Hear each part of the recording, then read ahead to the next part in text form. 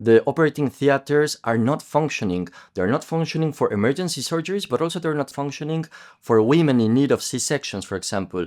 We're getting ready for what seems will be a long and intense emergency.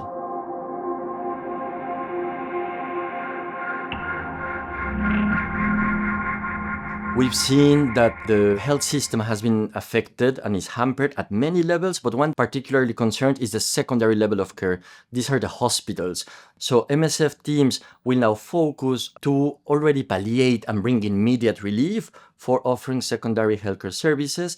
At the same time, we cannot leave aside how important primary healthcare services are in this context, and this includes access to medication so that the patients with diabetes, with hypertension can continue their care. We are very worried for the affected population displaying symptoms of stress and acute trauma after the horrible experience lived during and after the earthquake and the aftershocks that followed. So the MSF teams have been closely working to deploy trainings for psychological first aid. It's always a complement that is required for emergency response in such a context.